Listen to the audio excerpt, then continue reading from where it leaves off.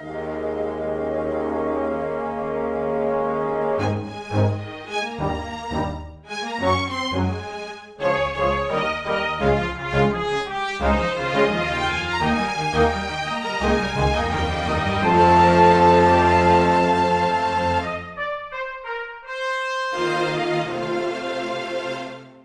everyone, and welcome to Weekly Manga Recap on June 12th of 2019. I am Nick here with Chris, and we've got a lot of manga to talk about today. They keep on coming out, Chris.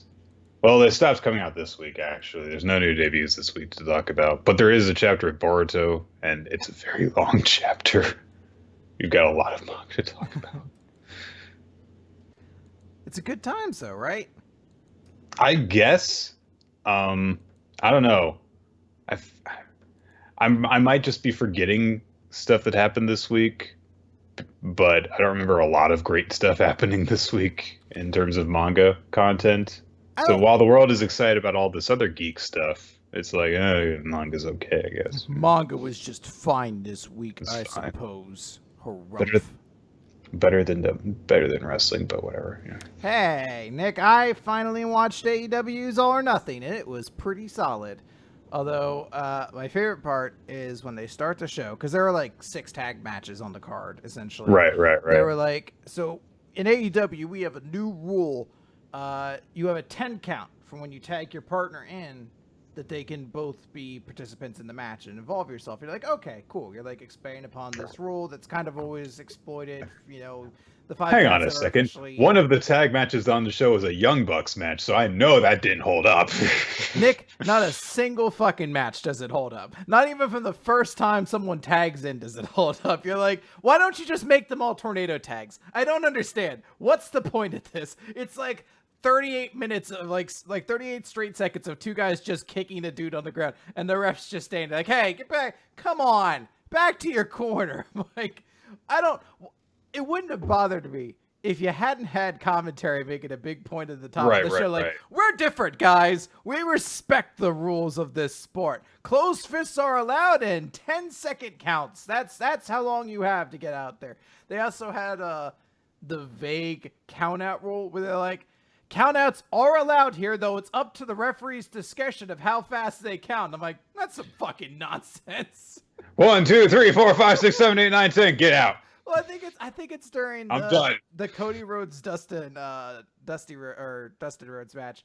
There's like a 4-minute sequence outside of the ring, and you're just like, is this a no DQ match? And then eventually, like, you see the guy, and he's like, 8. Nah. And then they get in the ring. You're like, oh, okay, this is how this is. All right. Otherwise, very interesting. There's a guy who's a dinosaur man. He's my favorite. He's my favorite in that company. Luchasaurus. I fucking love Luchasaurus. He's been around in a couple of different places.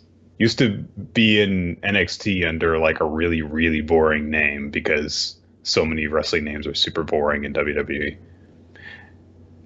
Anyway, let's talk about manga, Chris. Let's do it. I don't mean to rain on the parade, but I do have shit to do that I've got to prepare for. That's happening tomorrow, so I'm just gonna get into it. So. Let's go. Let's blast through it. All right, Chris. We've got a whole bunch of chapters to talk about. Let's begin with My Hero Academia for the recap portion of Weekly Manga Recap. Chapter number 231, Path. This chapter opens with Gigantomachia having woken up, running. Mm-hmm. So he's woken up and he's on his way. That's the establishing shot. Okay.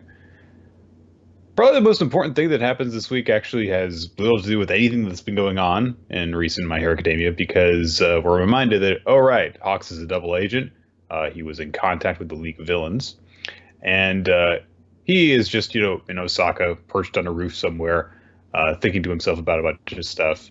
And he notes to himself that he can't seem to get any contact with the League. There's no word on what the League's been up to. So seemingly in this entire time that the League has been dealing with Gigantomachia, they basically, ever since that one Nomu incident, that's probably the only thing that Hawks has had to do with them.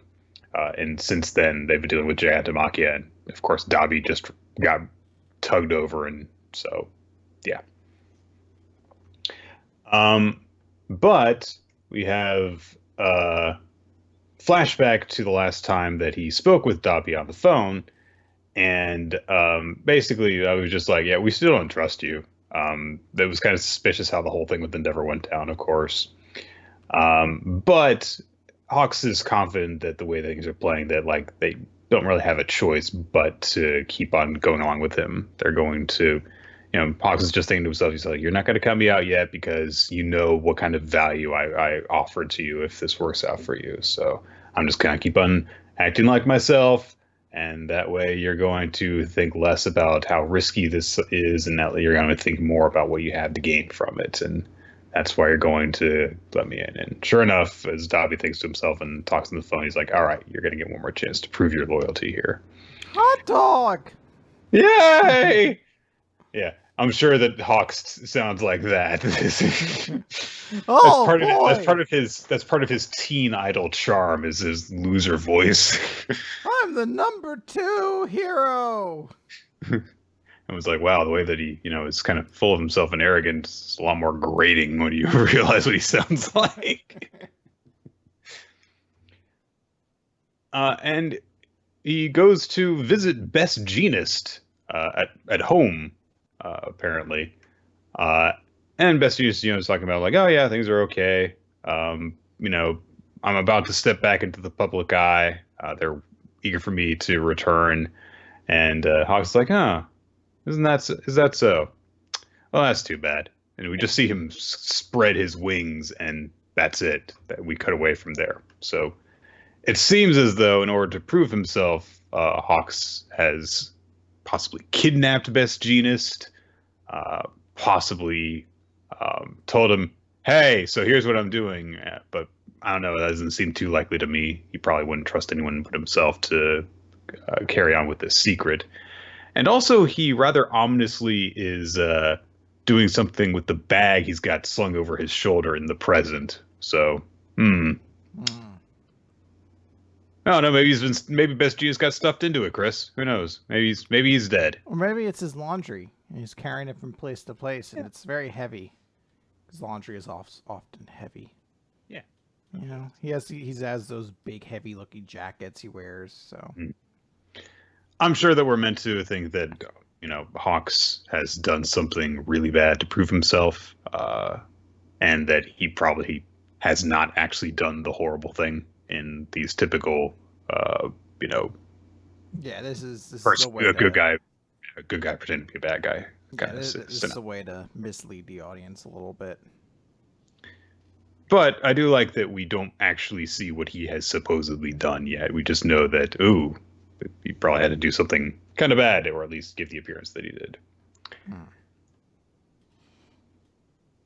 So now about a third of the way through the chapter is when we cut back to the main fight that's been going on. Dabi is still fighting Eskimo Dude. Shigaraki and Spinner are running through all this destruction and stuff. Twice's clones end up catching up with Shigaraki and Spinner and manage to get them out of the way of a big wave of attacks that come towards them. And Shigaraki quickly, comes to a decision like, okay, there's a whole lot of resistance here. That we're getting closer and closer to this tower that the boss said that Jiren was at. So, I mean, they could have been lying, but because of all the defense they've got here, that's probably our best bet. So now knowing that Twice can, do what he's been doing, he sends him to basically clear a path. Meanwhile, while that's going on, the politician guy with the van that's making announcements and stuff gives his followers kind of a bard boost. He does a song of valor in order to get them to attack. And Spinner realizes that, hey, wait a minute, they're actually getting really riled up, and they're wearing us down more and more the more that guy talks. And so he comes to a decision about what he has to do. And we don't see or hear what that decision is, but he's come to a decision. He knows what he has to do now. And then lastly, we cut over to where one of the Twice clones or possibly twice himself, but probably not, has managed to actually reach the top of the tower and is confronting Redestro. And he makes some, remarks about how Redestro has the receding hairline, and Redestro's just like, your jokes aren't actually nearly as good as that guy whose neck I broke. That's it. So that's a chapter this week. One of those kind of things where like there's a lot going on. We don't see anything really build to a big moment yet. It's just set up for later. So yeah, I would presume that this is not actually Twice, because I don't believe the current Twice has been able to put his mask back on. I thought his arms were actively broken. Right. Yeah, his mask was removed. So he's also moving his arms around very freely when he gets up there. I presume this is a clone, and based off that, I presume that this clone is not long for the world. We've seen that Destro has some kind of crazy destruction ability based on the way he's killed people in the past. So I presume that we're going to see Twice try to do something here. Some big event will happen, but ultimately, I think the Twice clone's dead here, and we're going to be waiting until we actually get to see Shigaraki get up there to challenge him. But I am very interested to see Spinner do something. And for the love of God, what's Mr. Compressed doing? This poor guy. He's like the one member of the League of Villains who is getting no screen time during this right now. So I really hope fucking he gets to do something at some point. Yeah. Up until this point, he and Spinner were getting approximately the same amount. But now Spinner's turn to get some focus seems to be coming up. So yeah. All right. Let's move on to Food Wars. Chapter 314, The Perfect Rocks. This is some good rocks, Chris. I like these rocks. Rocks. Very nice, solid, heavy rocks. So, someone's going to cook something now. So, Nick, come on. We only have a chapter left of this, I think. I think this is the second to last chapter. I think it is. So we've got to put aside our snark. We've got to come in here. We got to accept that this is the series dropping its last load upon our faces.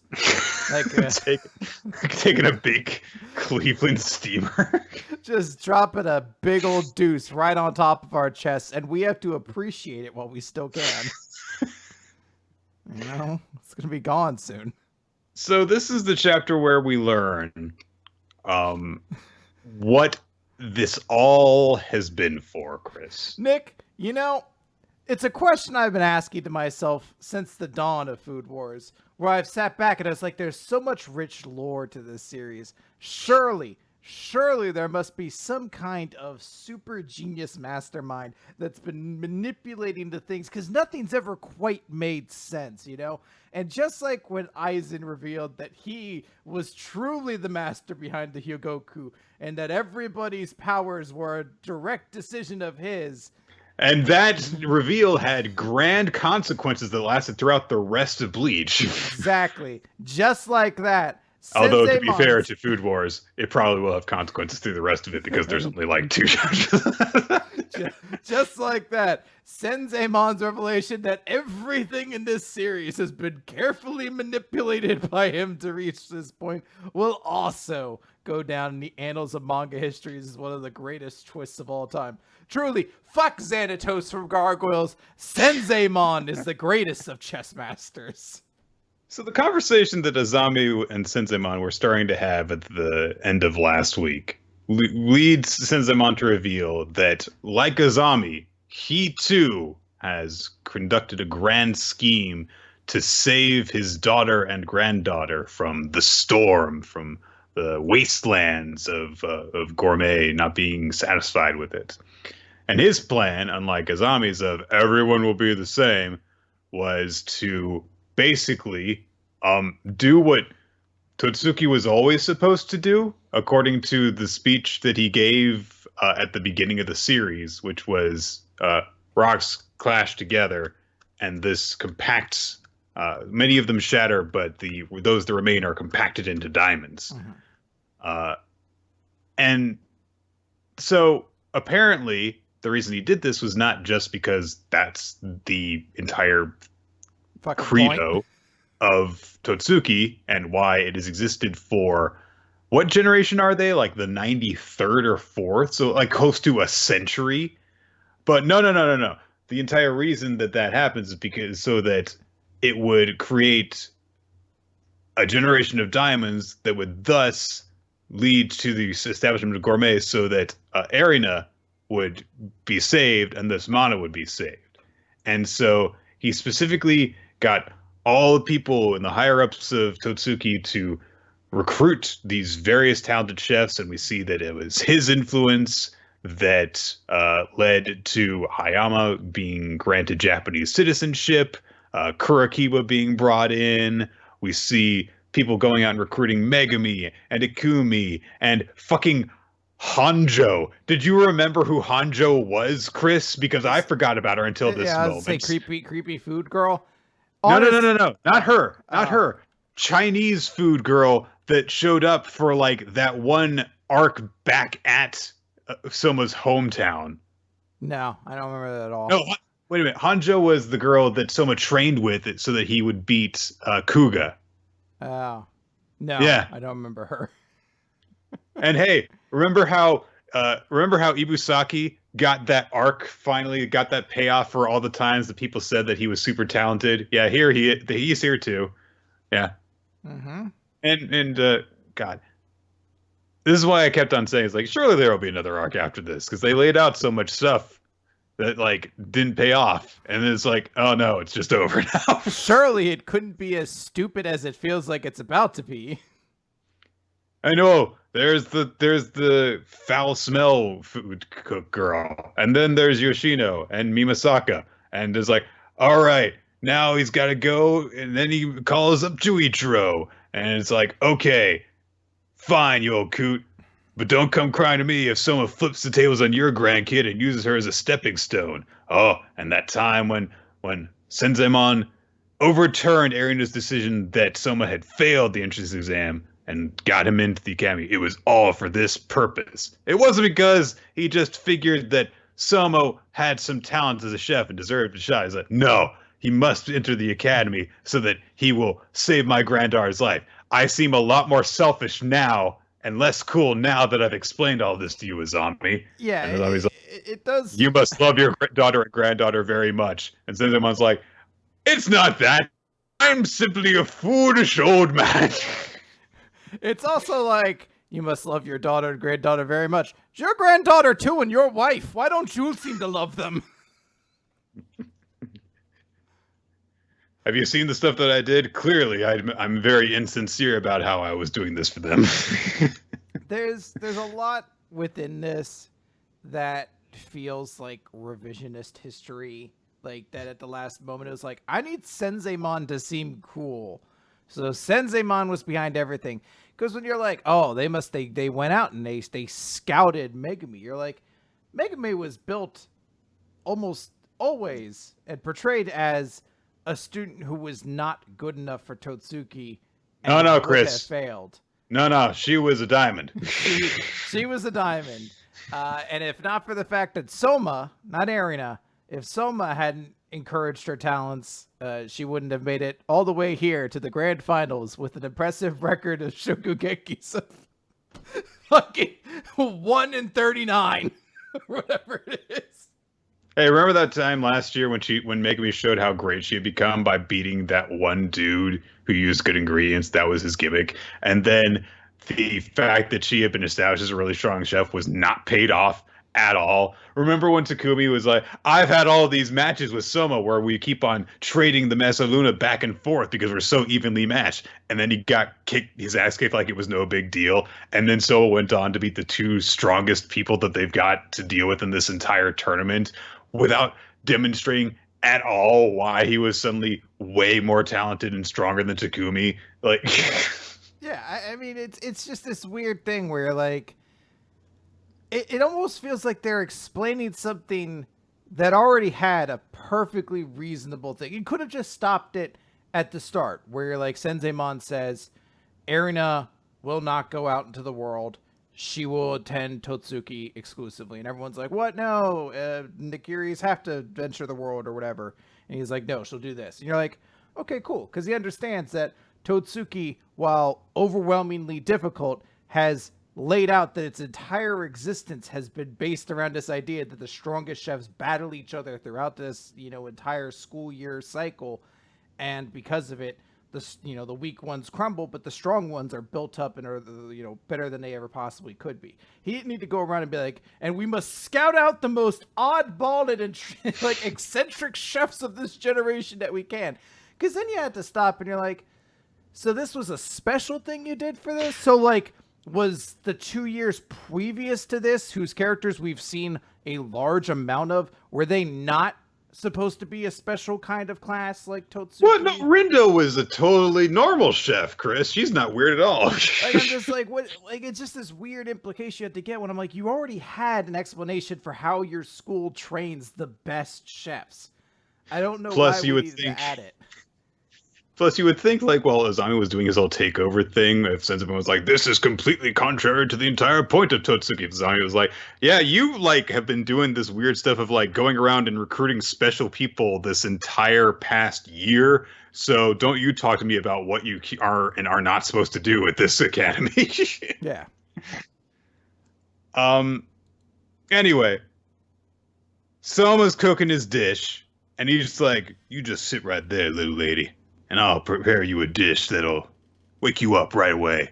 Because you're not acting the way that you're supposed to. You're supposed to be an arrogant bitch, and that's not who you... The way that you're timidly looking at me, that's not like you at all. Be an asshole. This is the dish I make for you. And then, he's made a tempura rice bowl. A version of that one rice bowl that he made all the way back in like chapter 2, Chris. The callback. Oh, but he's perfected it this time. This time it's eggs Benedict over rice, fit for a queen. And he's made 2 portions, one for Mana and one for Erina. And Erina takes a bite. And that's the end of the chapter. I'm not gonna lie, eggs Benedict over rice does sound really fucking good. And I am really hungry for eggs Benedict right now. I wish somebody was like, yeah, it's kind of hot for eggs Benedict, don't you think? It's kind of like a breakfast food, really. It's kind of rich for this late in the afternoon. Plus, people have been eating all day. Yeah, like, you couldn't have gone with something lighter for my palate. Megami, I heard that she was a chef who actually really paid attention to what people ate. You know what? So Megami wins the blue. That's how the series ends, with them abruptly raising her arm and someone just pounding there in the sidelines. I would give that chapter 5 stars. Even they don't give her back her wins or anything like that. They just declare her the winner, and I'm like, shit. It's like, fine. Okay, good. Sure. Oh man, look. It's okay. It's just, this is a chapter that spends a lot of time explaining a concept that I'm like, doesn't really feel like we had that. Like, this doesn't add a whole lot more to the lore.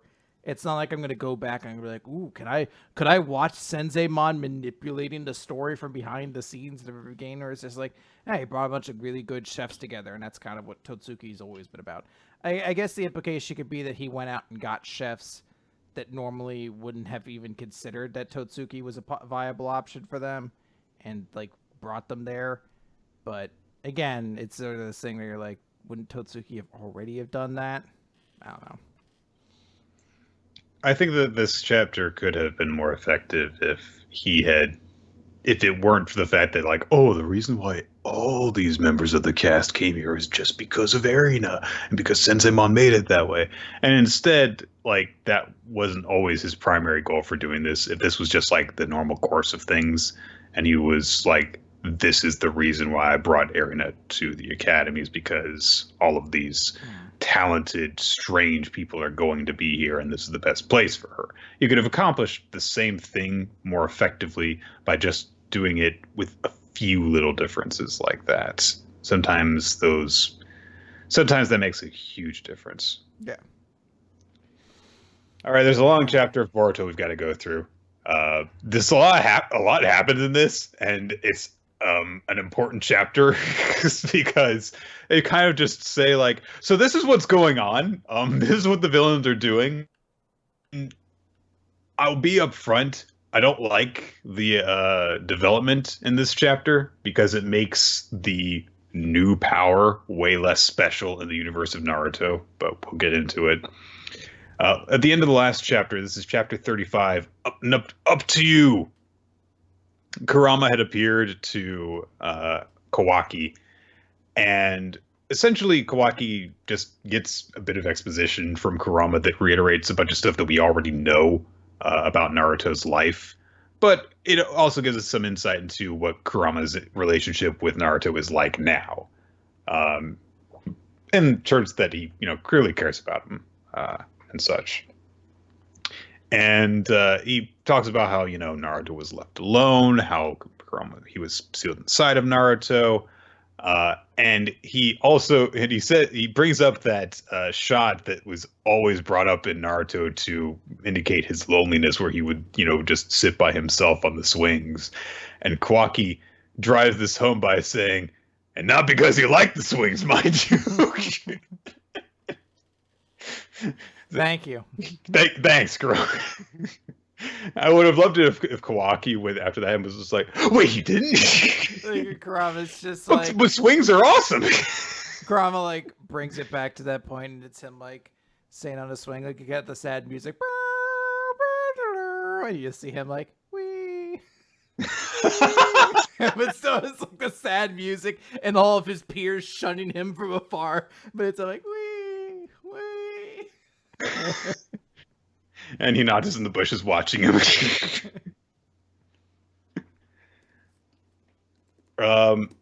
So Kawaki gets more of an idea of, what's important to Naruto, essentially, from this long conversation, and the importance of friendship and companions, and not just being a super strong ninja. And Kawaki's like, okay, so do you think I could be like him? And Kurama's like, well, it's up to you, but why not? From the looks of it, you haven't completely dried up yet. And we see that during this conversation, at some point, Kawaki actually started crying a little bit. It's like, hey, he's got some emotions deep down. Mm-hmm. And then Kurama was just like, hey, I look for the Shard of Voss tomorrow. Go to sleep. Well, he doesn't sleep, but, Anyway, we cut to some more training between Boruto and Naruto and Kawaki. Kawaki's getting a hang of the walking up the tree thing that was an early training thing in Naruto. We cut over to Chocho and Sarada watching them train, and Chocho's like, "Oh God, I just want to eat some of Kawaki's hair." Just, excuse me, ma'am. You're in company. Sarada is jealous of Kawaki, and because he's getting special treatment from Naruto, and Chocho's just like, hey, the Hokage thinks of all of us the way that he's treating Kawaki. He thinks of you and me, all of us are special family to him. And she's like, yeah, I guess, but I want extra special treatment. It's an odd conversation. I'm not really sure exactly what's going on with Sarada. I'm sure that we'll get a little bit more insight later. We also have a bit of a conversation between Shikamaru and Sai. It's like, oh, right, there are other Naruto characters that exist in Boruto. Nice to see them. Sai reports that they've gotten some intel regarding karma, which is that there is a location that can only be reached via space-time jutsu. And so Sasuke is in there to investigate because he has a space-time jutsu. And all that makes sense. Yeah. Sasuke shows up in the base with space-time jutsu. There's a lot of weird markings on a wall, and when he touches them, holograms appear of different Otsutsuki clan members, like the two that showed up in the first part of the series, Kaguya, and then he realizes, wait a minute, all these markings are carved in pairs. Wait a minute, is there someone that, like with Momoshiki and Kinshiki, Kage is one a part of a pair?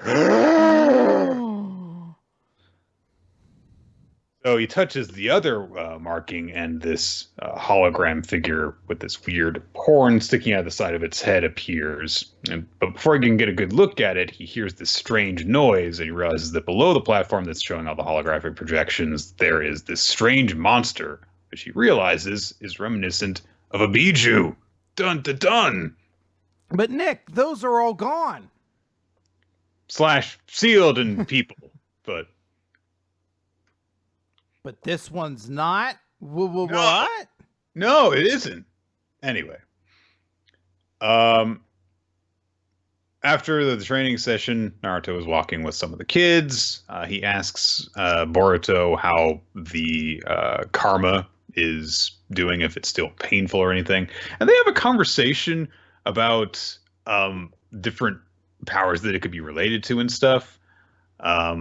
Boruto indicates that, I guess, I haven't been sleeping very well.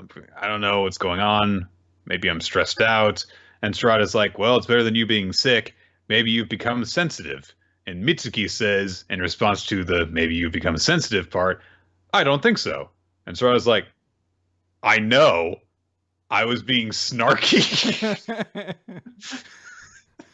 I don't think that's the answer. You fucking joke-killing piece of shit. Obviously not. He's an asshole. He's always been an asshole. That is something that I don't think I've read in manga in a while. Just that kind of like, I know. Fuck off, dude. I hate you, Mitsuki. You and your weirdness.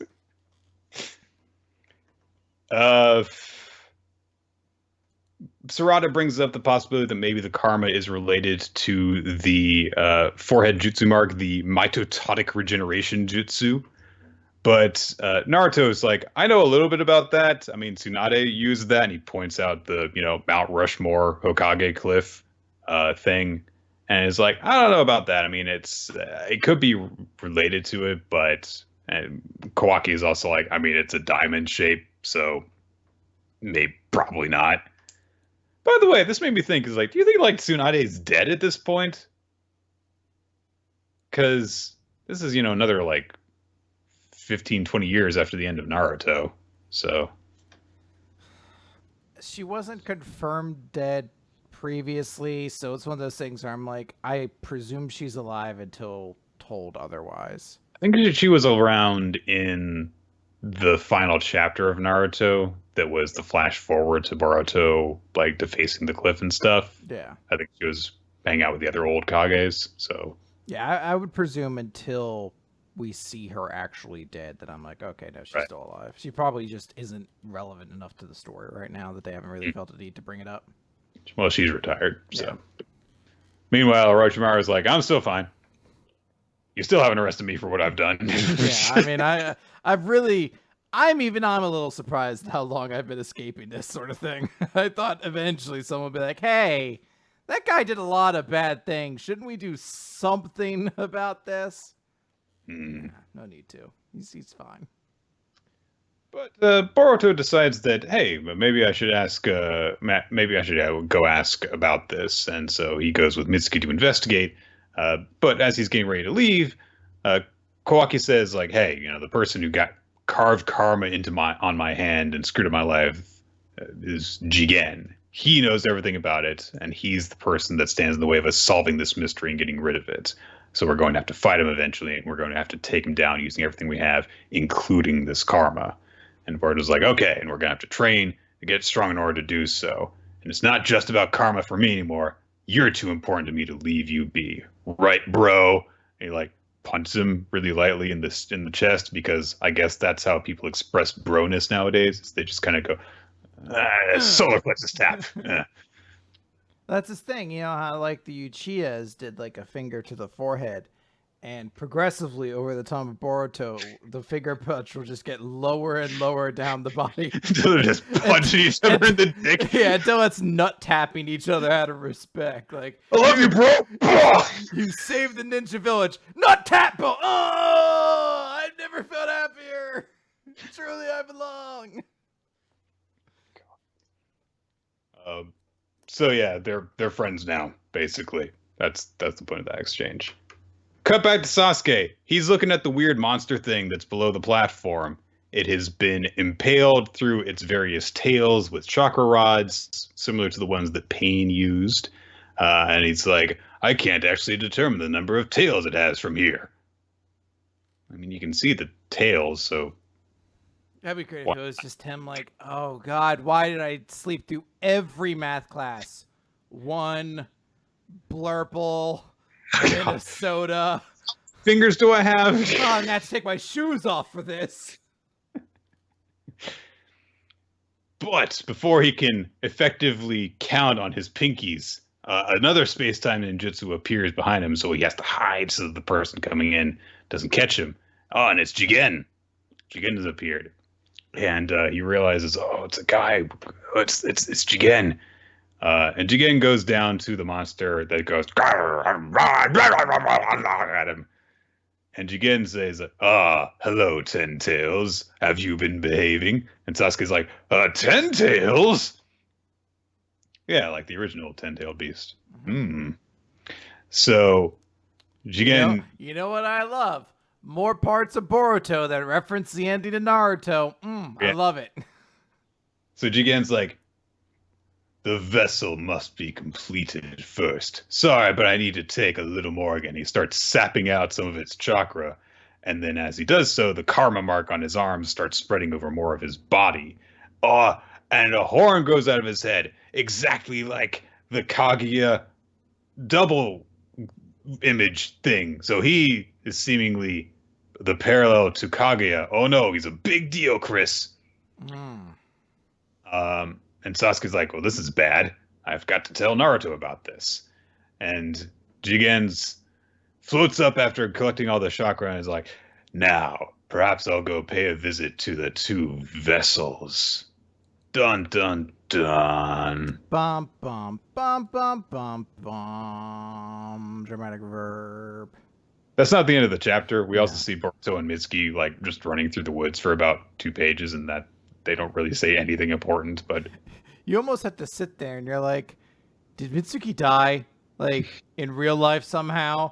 And like the chapter was like, well, we had a lot of extra material. We didn't think people would like it, but we just needed to include it, so people got just like proper stuff. Yeah, people got as much. Like they came to see some more Mitsuki, so we wanted to give them what they came here for. I'm played by Luke Perry.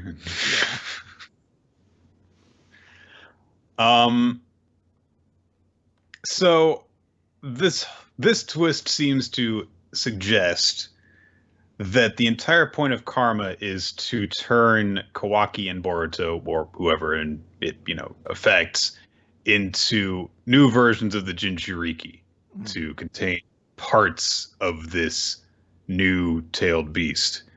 And I don't really think that I like that. I think that it makes karma seem less special by having it not be its own thing.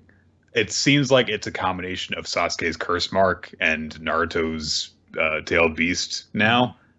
And it's just like, well, then what makes it, different, really? That was one of the nice things about all of the weird ninja science tech in Boruto, as stupid as it got sometimes, was like, okay, well, this is very different than stuff that we've seen in Naruto to this point. Nobody was waving a lightsaber around. And now it's just like, okay, so they're just tailed beasts, things that we spend years and years and years dealing with in Naruto. So, okay, it's not a new story. Yeah, I'll be honest, this isn't like a super exciting little chapter in a lot of ways. It feels more like we're kind of retreading old ground to be familiar, instead of being like, oh, okay, we have a whole new world. Kishimoto is like a consultant, but we still have like a freedom to create our own thing here. We have a chance to differentiate ourselves from the original Naruto. We've kind of established our character relationship, and the one thing I've really liked is they've actually made Kawaki likable to the point where I'm like, oh, they haven't just done a Naruto Sasuke relationship. Like, they're not as antagonistic towards each other. Like, it's similar but different. But this just feels not different. with the revelation of like, we got to make a vessel for Biju, and it's all about the Kaguya people at the end, the alien people, and it's like, okay. I mean, you're using the lore, but it's like the least interesting part of Naruto's lore for me too. So I don't know. All right, Chris. It's time for Eden Zero. Let's talk Eden Zero, Nick. Chapter 47. Words will give you strength. So we're right here as Homura is about to go one-on-one with Valkyrie. Although it's not Valkyrie, it's a clone of her. As Shiki is also confused by, he's like, what's a replica? And they're like, it means a copy, you dumbass. He's like, we didn't have dictionaries on Blue Garden or whatever. It's like, fair enough, I guess. Can I be her friend too? No. I'm going to. You can't say no. Homura, stop fighting her. She's my friend. You have no agency once I declare you my friend. That'd be like a great parody of a shonen battle manga power, is if the villain's like, I declare you my friend. Now you cannot harm me. Like, no. Oh, we're friends. Friends don't fight.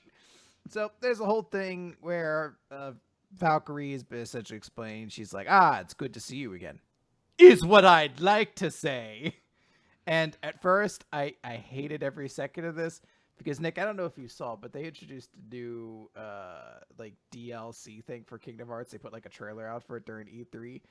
Okay. And the DLC is 2 characters wearing the Organization 13 robe, the big black robe, coming and talking to each other. And one of them is the card guy, who I've mentioned before is a fucking joke of a character, yet they keep using him. And he's like, who are you actually? And the guy's like, who do you think I am? And the card guy's like, keep your secrets then, and then walks away. And I was like, this is everything that's fucking wrong with the series in one concentrated moment. Ooh, it's mysterious and ominous. These 2 characters had a conversation that was just sassy back and forth. Nothing was resolved. And then they just abruptly left it open with more mysteries for no reason. Fuck this. But it's explained that, like, no, she's just a copy of her, so she's going to mimic her a little bit, but it's not actually her. And this angers Homura greatly, because to her, there is only one Valkyrie. So she's trying to fight with her, against her, and she's not doing very well, because Valkyrie knows everything about her. She knows all of her fighting styles. She knows all of her weaknesses as well. And there's some cool action shots that would probably be a little better if Homura hadn't been forced into some weird bunny leotard, like kimono thing before all this. Riding way up there. And you're like, I mean, come on now. Every shot, like, this is exactly why this would be like an impractical outfit to wear. But anyway, there's a whole bunch of like action shots going on. And eventually Homura has been gotten the best of, and Valkyrie kind of has her at sword point right now. She keeps using this technique where she trips up her leg, where she's like, your pivot foot's, you're standing on it wrong. So it creates a sense of balance and weakness. She keeps exploiting it. And eventually she says something where she's like, no, not only is she my teacher to parents, her fencing is identical as well. Has she the strength of my mentor? And Valkyrie's like, you're saying your thoughts again out loud. You never change, do you, Homura? And we get a flashback to show where Homura came from. And she came from what I only can presume is feudal Japan planet that we haven't gotten to yet. And there's a bunch of bad guys who are going to talk about selling little baby Homura off to, bad people. But before they can, they are, killed or just beaten, who cares, by Valkyrie. And then Valkyrie sits down next to her and is like, man, what a cruel planet. This sucks. Hey, I'll take you back to your parents. Homura shakes her head. She's like, oh, you don't have parents? Oh, well, do you have anything? Can you speak? Holy shit, this is going to be really difficult now. All right, fine. Come along with me. And there's a moment as she's kind of walk away that Homura's like trying to speak. And she's like, I'm Homura. And Valkyrie smiles to her and says, if you have something to say, then say it. Words will give you strength. And Nick, I always talk about how I think Hiro is generally a very poor writer. It's one of those moments it's like, fuck it, man. He actually maybe kind of he kind of fucking got me with this payoff to why Homura says all of her thoughts out loud. It is actually really good. It's an astonishingly well done explanation for it. Yeah, I mean, the fact that it doesn't seem to actually have any relation to how Homura was prior to this, prior to meeting Valkyrie. But the fact that this is the advice that she got from her to just like, hey, just say whatever you have to say because that will make you strong. And she really, really took that to heart to the point where, yeah, it becomes more of a gag than anything. But now you understand is like, oh, okay, that isn't just some weird eccentricity of hers. That is actually just a core belief of hers. You just say everything that comes to mind because that is something that she was taught grants her strength. And apparently it's effective. So yeah, so I think that was a really great moment from this chapter. We exit the flashback and Homura's kind of inspired. She's like, no, my mentor is stronger than you. She's more inspiring. She's more caring. Just because you're a replica of her doesn't mean that you really are her. And I will find her. There are things I have to say to her. And they clash swords. And then Valkyrie's like, once again, you fucked up your pivot foot. And then she goes to trip her. But her leg's already gone. And she flips in the air and does the warrior-made single sword attack dragon flash. Rah! And it wins. Match is over, and Homura ends it by saying, had you been my real mentor, I never would have landed that attack. And that's the chapter. Yeah, good chapter. Like, literally, they were starting, when they were starting to go into this, I literally said to myself, like, there's going to be some sort of comment that Valkyrie makes about, like, her, because she makes a comment early on. Where she says, I know what he looks like. I'm like, I swear to God, if she just like starts listing Homura's measurements, I'm done. And it's like, no. Actually, it's a serious chapter with good character moments and good payoff. So it's one of those things that Ryan, yeah, I'm with you. It's like when Hiro wants to be, he can actually tell a good story. Which it's just often that he chooses not to. It makes the parts where he chooses to, like, he doesn't do it so much more frustrating because you're like, this is a man who's capable of doing it too. So yeah, but hey, I think it's a pretty strong chapter. Again, I still one of those things where you're like, I wish she hadn't been in like a fucking bunny leotard the entire time, but right. I'll take a good chapter of Eden Zero any day of the week at this point. Yeah, I'll take what I can get. All right, let's move on to the Jumpstart Marathon for Nick. We're going to begin with Beast Children, Chapter 3. The Beast Children. Seems fair enough. Yep. So, last time we learned that Sora and Sakura had wound up at a different school from Yukito. Yukito is not at the academy that he told Sakura to go and enter. But they do have a rugby club there, at least. So there is something. There's a little bit of a joke where, Sakura's going back and forth. It's like, oh, I get to play rugby, but Yukito's not here. But I get to play rugby. And he's like, oh, my gladness meter is just above my sadness meter. But he's thinking to himself for a little bit more. It's like, but rugby. And they, in the middle of the induction and the entrance ceremony, he just stands up and goes, I'm going to play rugby. I was like, shut up. I do enjoy that, like, a call, like a call that awakens the Kraken from like back in the locker room. This dude's like, did someone say rugby? I have awoken from my eternal slumber. He just comes out in his fucking boxers and just grabs the microphone from the principal or whatever. Is like, I'm Mr. Beast, Shin Kujira. Nice to meet you. Today I'm working out naked in the training room and nobody can stop me. Deal with it. So he's like, yeah, you students are lucky. This is my present to honor you in getting into this school. You get to see a work of art like this for free. Just pose with his arms spread. And a bunch of the new students just throw their books at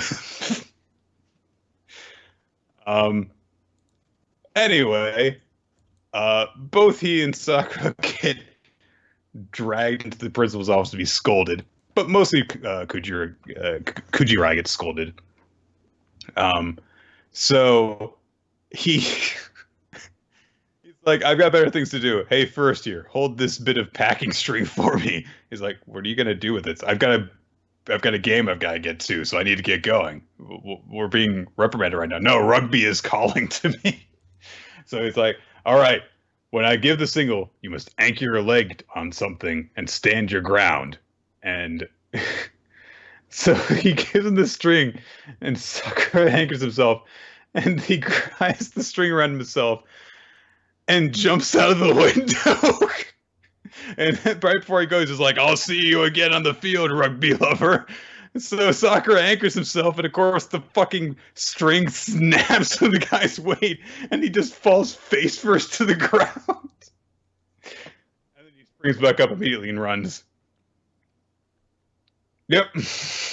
Fair enough. Dude's got his I want to say it's an impressive feat for him, but it was like, it's such a great idea to have missed the most essential part of it, of just like, you're still just gonna fucking fall to the ground, right? The string will not carry your weight. Like, you're like 200 pounds of muscle. Like, I can anchor you, but it's fucking string you pulled out of a shitty school budget. Like, it's not like this. Right, this is not string that he had with him. He just grabbed it off of the shelf in his office there, and it was like, this will work.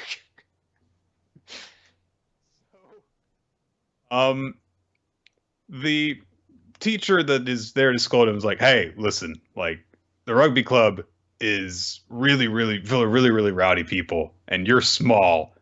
You're gonna get hurt. So I was like, fuck all that. And he just heads to the court, and it heads to the field. And he gets to watch, it's time for a practice game, and Sora's there to watch it too. And he figures out, okay, that's our team, Yakangawa. And Sora's like, yeah, these guys are a mess, Sakura. And sure enough, as he watches, yeah, they're like completely disorganized. Their players are arguing with each other. We get a very brief montage of all of the different ways that Yakangawa's rugby players are just completely incompetent and not focused. One of them is just does a really poor pass. One of them is just idling around, admiring the weather. One of them is flirting with girls on the other side of a fence, and Sakura's like, what the hell is going on? Also, that guy over there is just standing there and not moving. So he remembers the advice that Yukito gave him, and is like, okay, there's got to be something here, though. I mean, I don't think that he would just lie to me if they were just all incompetent. And Sora indicates it is weird because the team that they're playing against, they've been going all out this entire time. You would think that if the other team were such a wreck, then they would just be taking it easy. But it's like they're running away from something. And at that moment, Kujirai appears. And he's like, oh, hey, you're that guy from before. And Sakura's like, how did I get here before you? Well, I had to take a huge dump. This guy is like Captain Yami, isn't he? It's like all about young Captain Yami for some reason. Also, team full of weirdos. So it's like the Black Bulls. Why do I like this? Well, Kujirai shows up, and he's like, "All right, I'm in." And he huddles them all up, and Sora and Sakura immediately realize that the atmosphere has completely changed. Meanwhile, the other team is like, "Oh God, we're going to die now," even though we're up 30 points.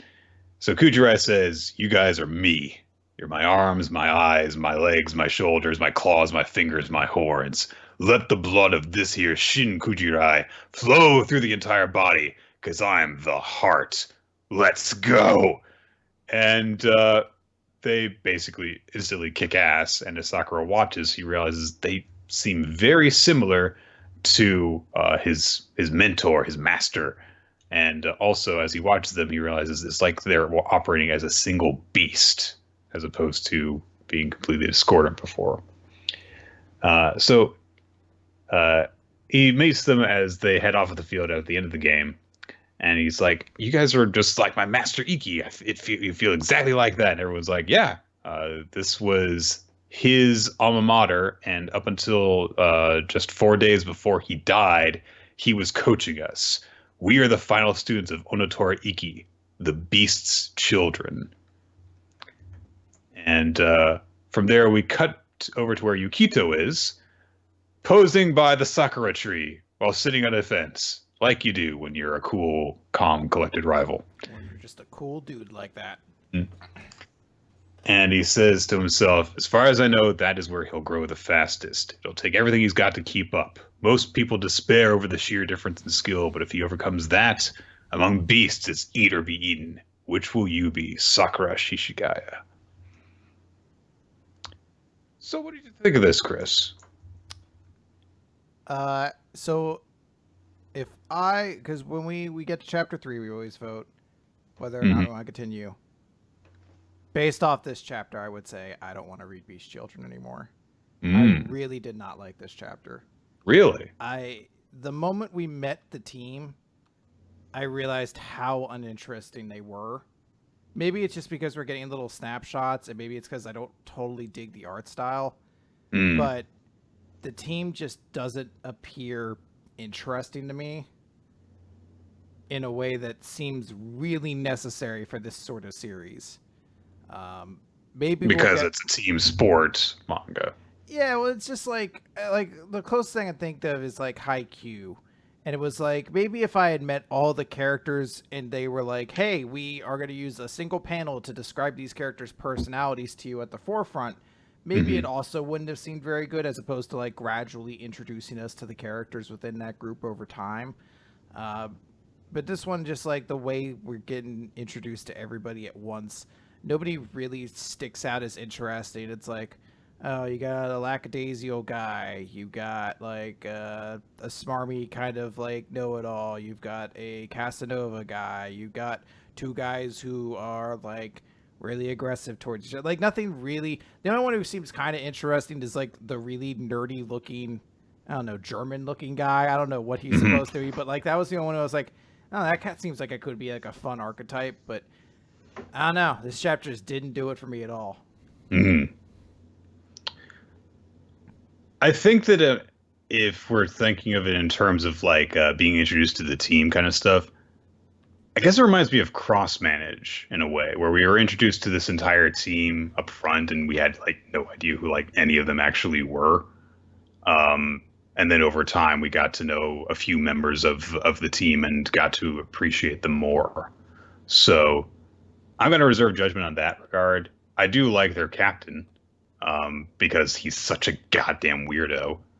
But I do understand your point about that montage. Like that also, like me, I was like you in that. It's like, man, I had no impact. It's just like, okay, they're all weirdos who have no discipline without this guy there. Yeah, that was maybe that's more of the issue too. Is it's like none of them seem to give a fuck about rugby unless the leader of the team is out there. Kind of like, and then they all become like a fucking hive mind of rugby greatness or whatever. I was like, I don't know. If my anticipation is supposed to be that the whatever his name is, Sakurai or whatever, not Sakurai, Gito or whatever it is, the actual son of the guy, if he sent Sakura over there, you'd like to believe that maybe it's a team that needs help.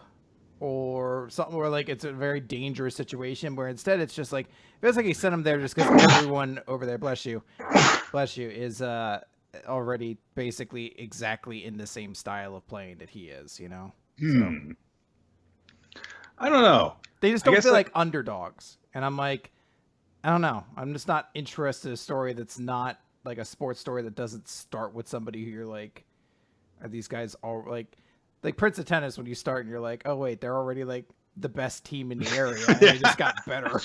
Where you're just like, I don't know, this team doesn't look bad, so I don't know.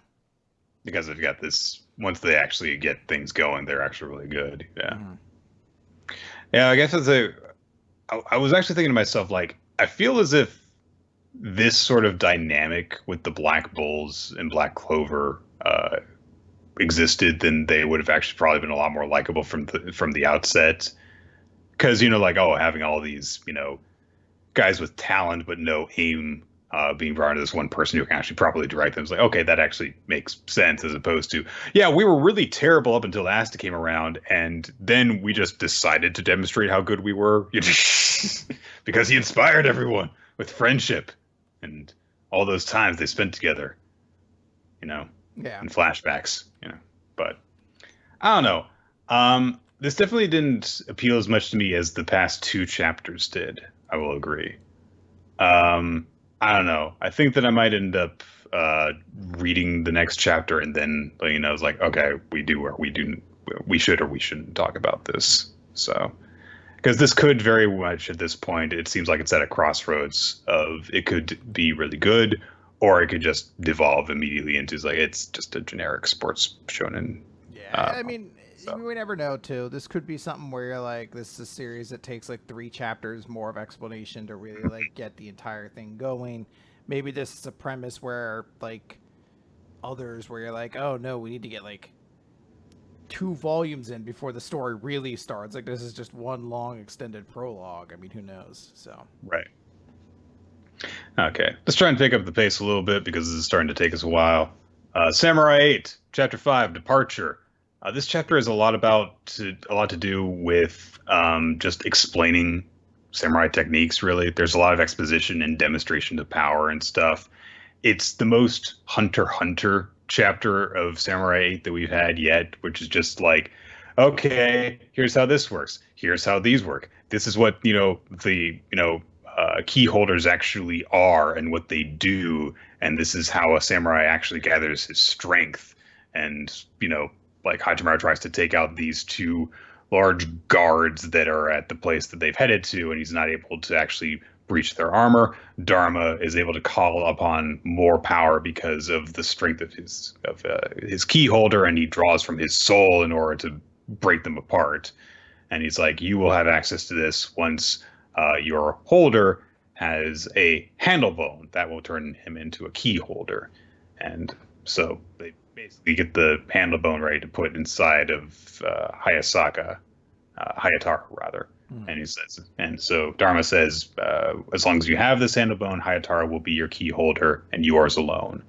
And Hachimaru is like, now I can start my samurai training. And that's it.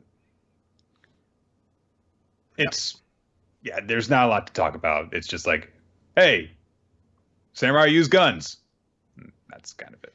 So. Fair enough. I can dig it.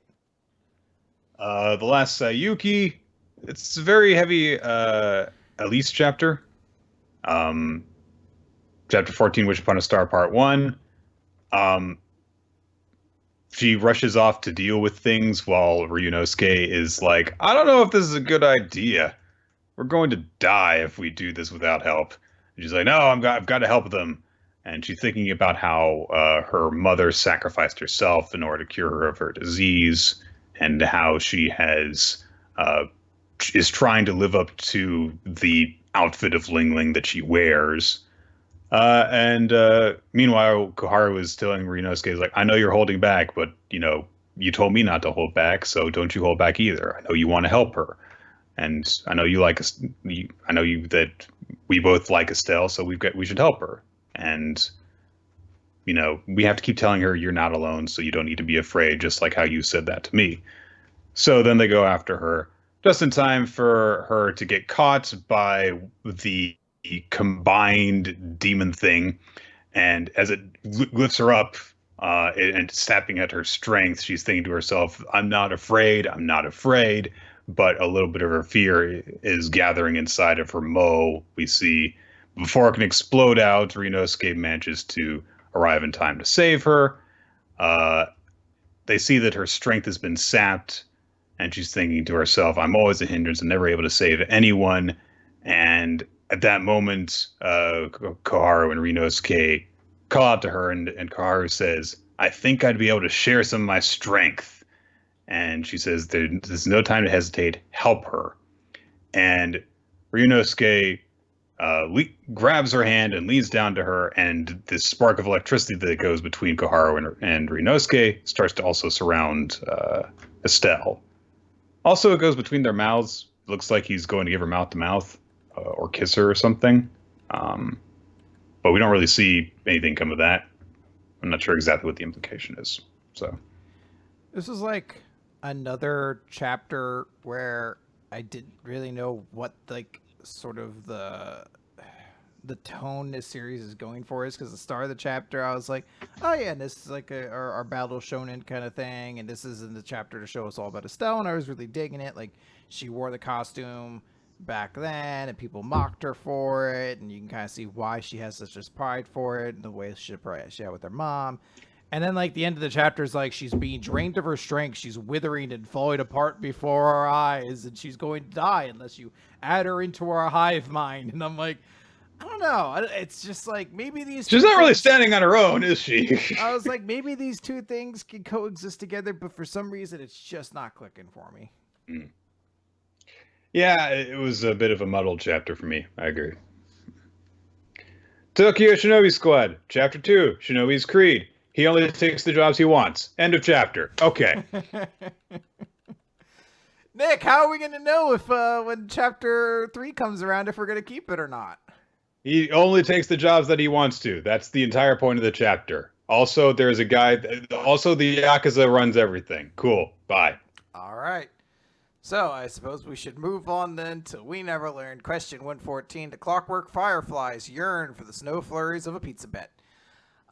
So, we start off at the udon restaurant. It's Christmas time. So, Ogata's wearing Christmas a Christmas in June. outfit. Yeah, so she's wearing her little Christmas outfit. And then it's like, wow. Before we get into this, there are a lot of things about how Yuiga can't stop seeing her cleavage or her butt and all that stuff. Before we get into any of that, I want to say Ogata does look cute in her Christmas outfit. Okay? It's a cute Christmas outfit. It's got the little, like, cotton ball things that a lot of Santa outfits in Japan have. And they're cute. Little dangle balls things, yeah. So, yeah, everyone's like, wow, your outfit's really cute. And Ogata's like, hey, guys, come on. You got to focus on boobs. No. And he turns his eyes away. And they were talking about, like, oh, we have other outfits. You guys want to wear them? Like, no, I'd be far too embarrassed. Because the girls are like, Yuiga sexually notices Christmas outfits. They both decide to jump into them as well. They're like, he sees her cleavage and is like, oh, shit. And then immediately they're like, ah. All right. So they both put on Christmas outfits. Yuiga gets stuffed into, like, what looks like a one-piece pajama reindeer costume. They're like, this is the only one we had for guys. And I'm like, you're opening yourself up to some real shifty situations there, guys.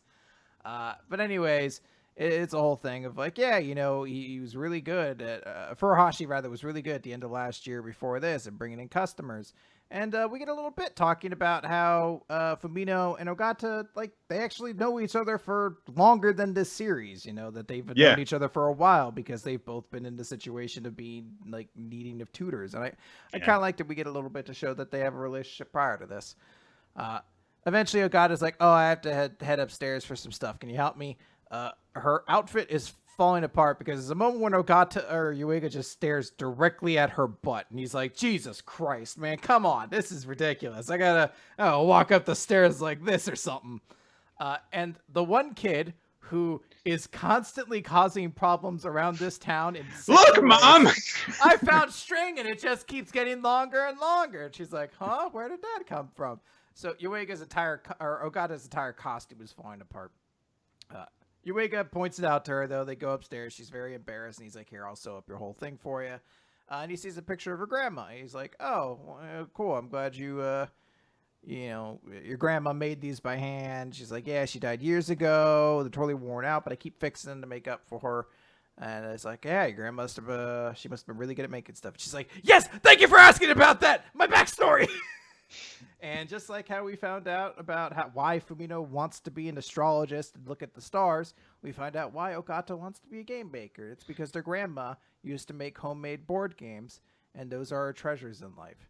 And it's a very sweet moment. It's super cute.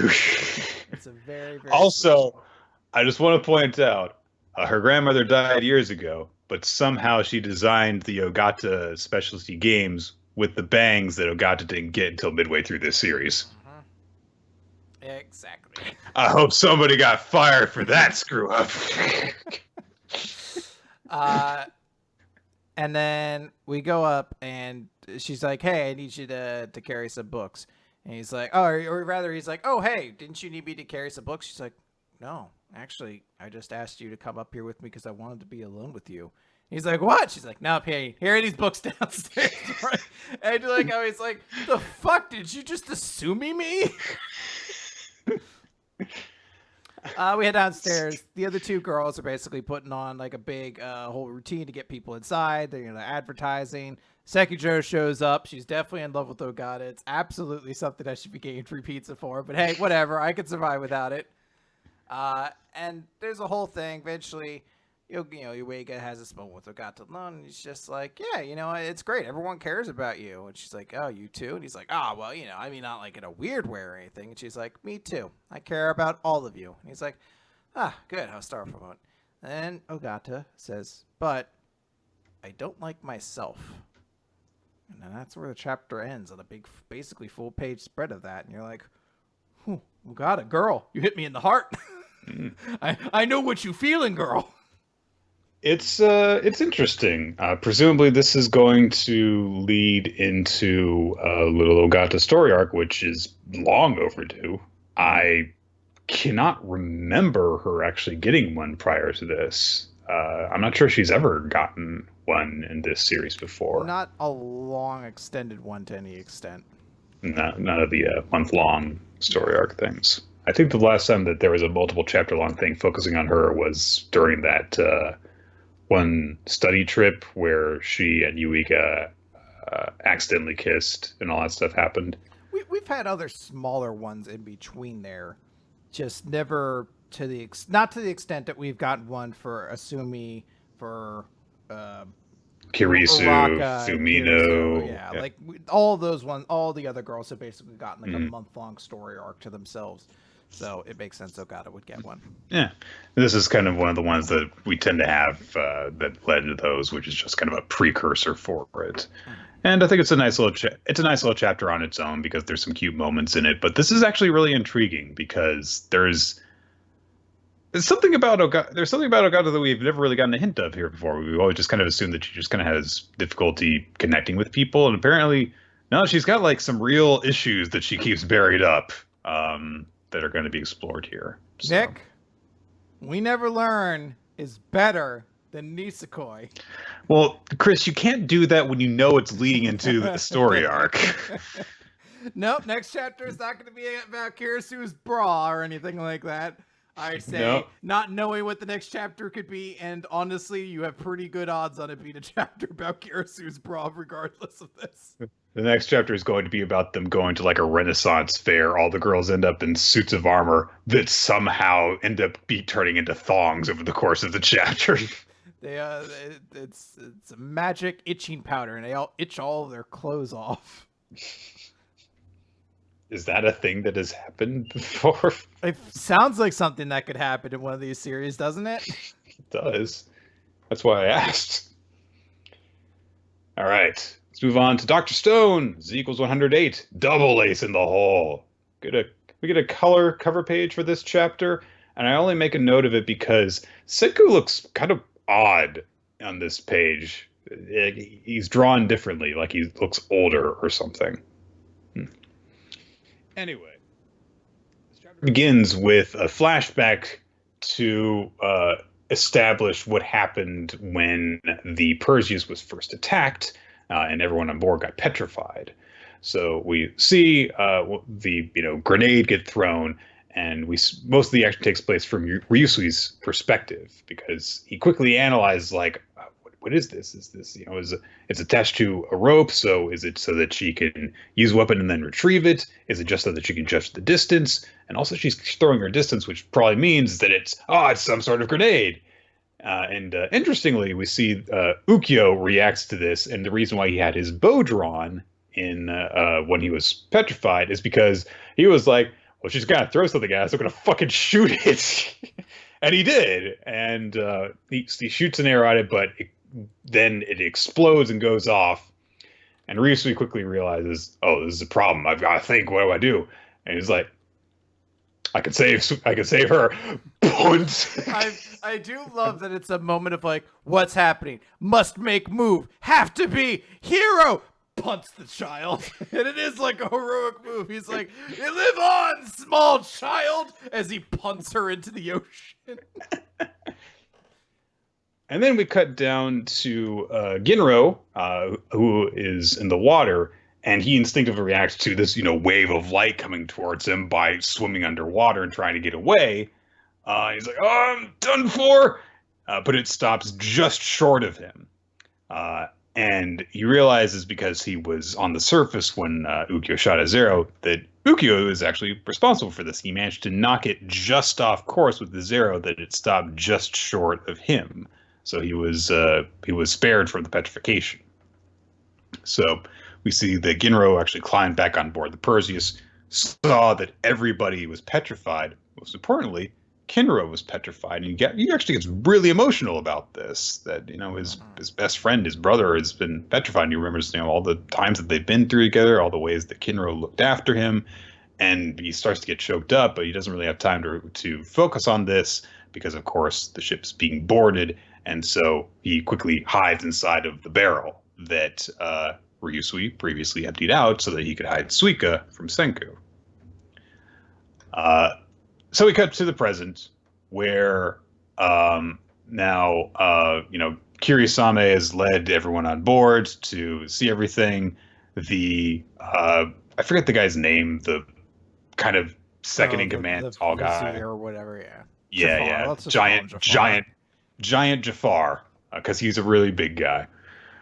So Ginro realizes, all right, so earlier Kohaku was shouting, so when the coast is clear, he peeks his head out from the barrel and he's like, "Oh, guys, I'm over here, guys. And on the shore, everyone's like, "Someone's on the ship. It could be a Kingdom of Science survivor. Who is it?" And Senku takes out the telescope and he sees Ginro, and everyone just like, "Oh, Ginro!" This may be one of the funniest chapters in all of fucking Dr. Stone, because just the look on their faces, they're like, "Oh, holy shit," and they start comparing it to a gacha game where they're like, "It'd have been great if we could have pulled like an SSR unit like Ryusui or Francois. Instead, we got this fucking disposable trash unit, Ginro." And Ginro's drawn as like this naked asshole. They're all just saying, they're like, "Oh," but the best.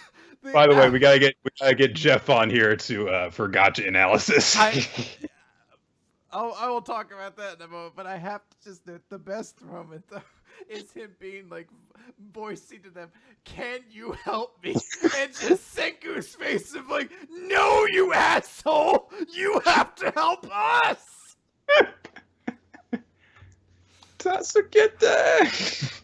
On the topic of gachas though. So there's one gacha I have been playing for about a little less than a year now. It's Dragalia Lost. It's been a pretty fun game. It's actually like one of the few, like it's Nintendo helped create it with like one of the big companies out there. It's been a fun game. But because I've been playing it, I've been like, kind of interested. And I don't know how it's happened, but I've gone down the rabbit hole of like 3 other gacha games. And I'm sitting there, I'm like, this is what happens. I can't become Jeff. I can't. I will say that I managed to not become Jeff. I gave a shot at playing one of them, and I was like, this isn't for me. So I uninstalled it and stopped playing them forever. There you go. Yeah. It can be done. You don't have to fall down the rabbit hole. I'm sure that there are people who are capable of playing just a single game, but I don't know any of them. So True. So keep in mind that Ginro has been, lifting the barrel up and waving really obviously at the shore while this has been going on. But when people start to come around to his side of the ship, he plops it back down on himself to hide again, like that one Mario Party game. And Giant Jafar is like, "Did someone move this barrel?" And everyone's like, "No." "Well, why did it move?" "It moved?" "Yes, by the width of my pinky finger it has moved. These old eyes of mine don't lie." He starts just staring at the barrel. We get this one really creepy panel of just like turning his face. Yeah, it's terrifying. Yeah. He's got like inverted sclera and pupils. So he starts leaning towards the barrel. He's going to flip it over, but then there's a crash from inside of the greenhouse area of the ship, and so they go to investigate that. And Ginro thinks someone else in here. So everyone's looking around, and they're like, "Oh, well, there's these things, and well, it looks like they're goats based on the way that they sound from the 100 Tales." But they're like, "Nah, I don't know. I don't think it was that." And they're like, "Well, these look tame, but be on guard. They could be ferocious." But Giant Jafar seems to have forgotten about the barrel because he's like, "Oh, check out all this stuff. There's these rare vegetables, and we've got these rare animals, including some really rare vegetables. And one of the vegetables is actually Suika hiding inside of her melon rind helmet, as to stay safe." And meanwhile, on the shore, Cock is like, "Someone made a commotion inside of the greenhouse." And Seku's like, "Yep, one of our best people, in fact." And so he realizes that this is our chance. We've made sure to blend the boat in with the environment to keep the boat hidden away. That'll ensure that the enemy doesn't spot it for now. And our inside woman has been biding her time because she's also a master of blending in with nature. And the final shot of the chapter is a big 2-page thread of Suika jumping up in the air, like going, "Suika gets to be useful. I just got to team with Ginro to get to the science lab." And we see that her gotcha card is also a super, super rare. And also there's a fucking dragon in the background of it for some reason.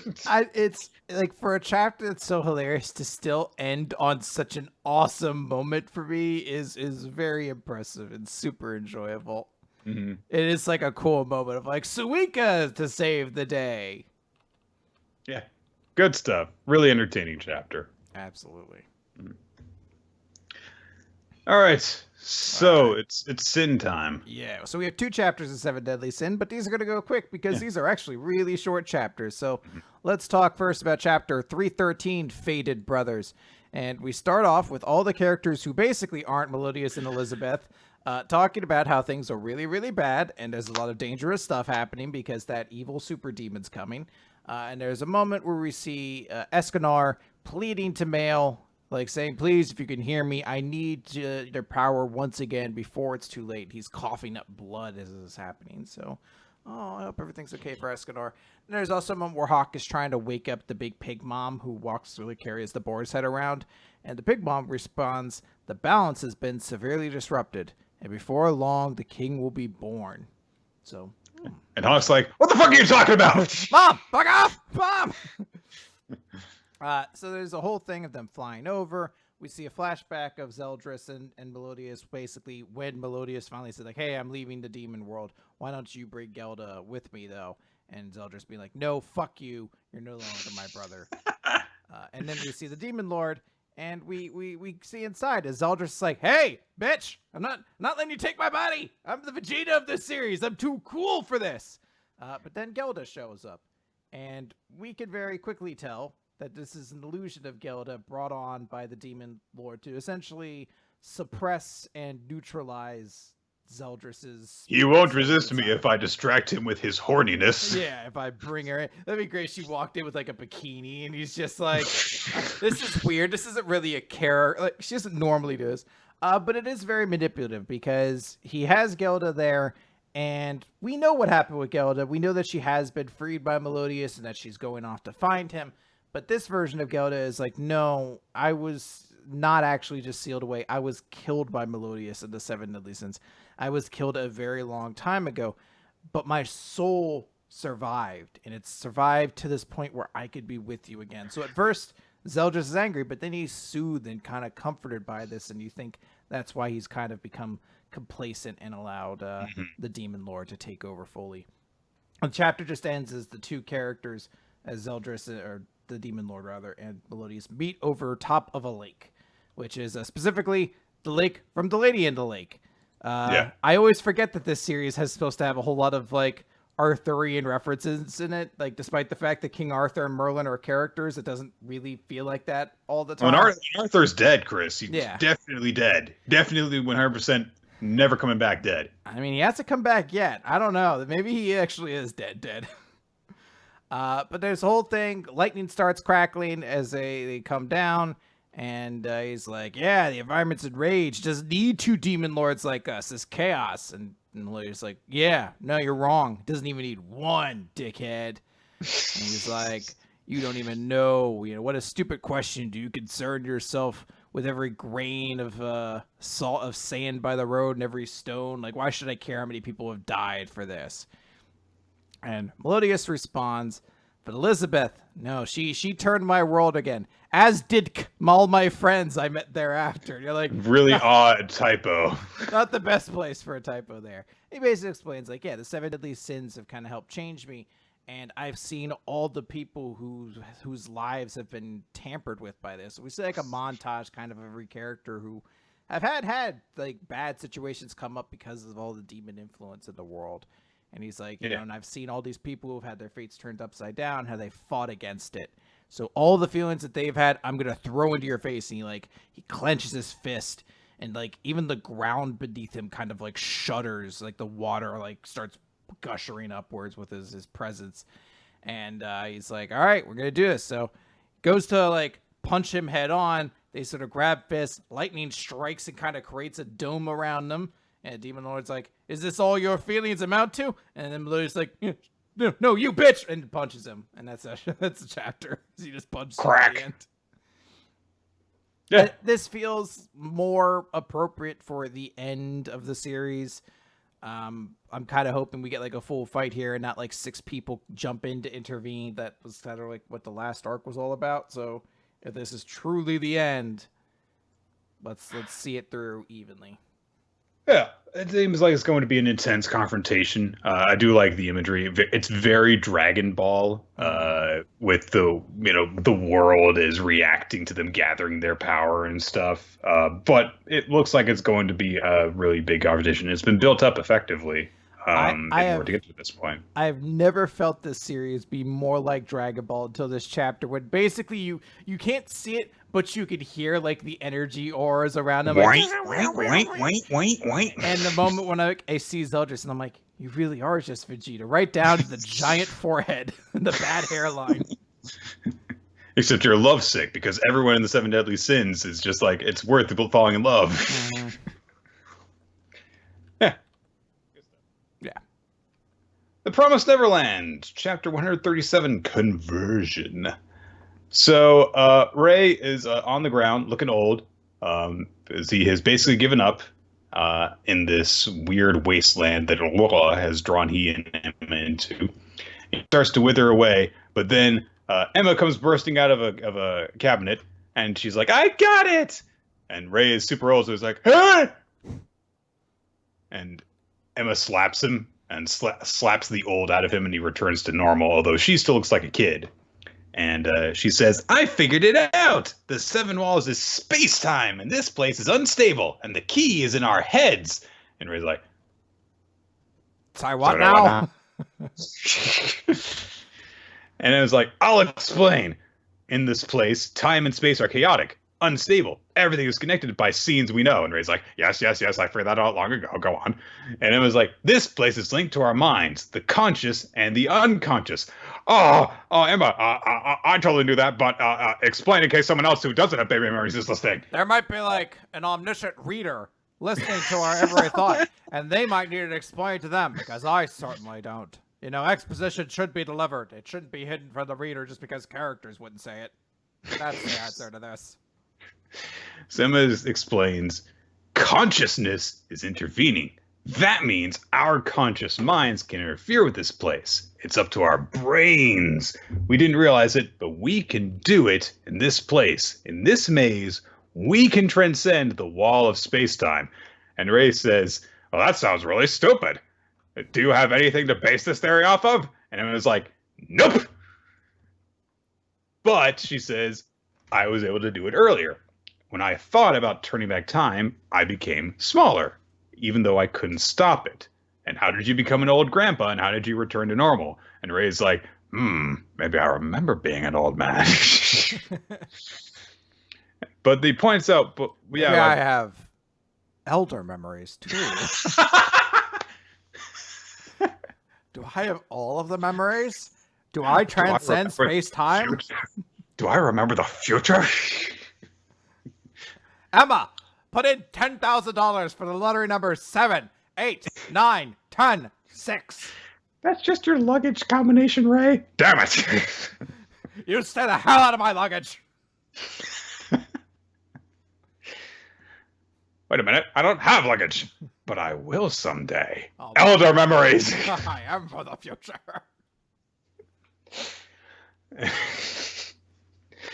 So, but Ray points out, well, but I've never seen a desert like this before.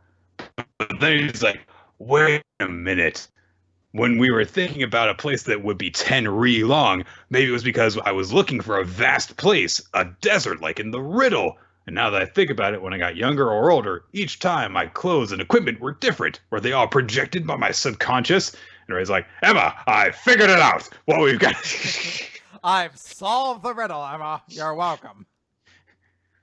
So Emma reiterates that this place must have a true form when it doesn't have influence from our conscious and unconscious thoughts. And that will emerge when we stop and rewind time. It probably means the walls will appear at that moment. So come on, we can do it. Believe it. Imagine it. And she takes his hand and says, let's stop and rewind time for a bit. And so they hold hands and they close their eyes. And after dragon blows them to pieces.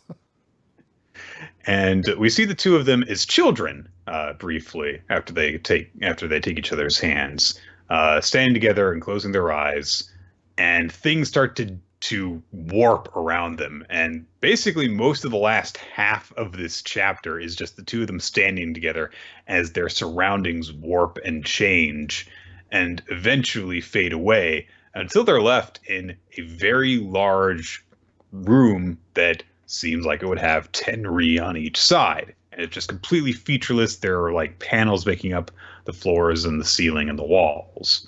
And Ray kind of turns into Deku for a moment, just mumbling to himself really fast about what the hell this place is and what has caused all of this to happen. And Emma gets lost immediately. And then Ray's like, wait a minute, Emma, could law be... But before he finishes that thought, and the way that all manga characters can't finish their thoughts, he spots something. And it's this cube with another cube inside of it with a black sphere. But as Ray points out, it's not a sphere, it's a hole.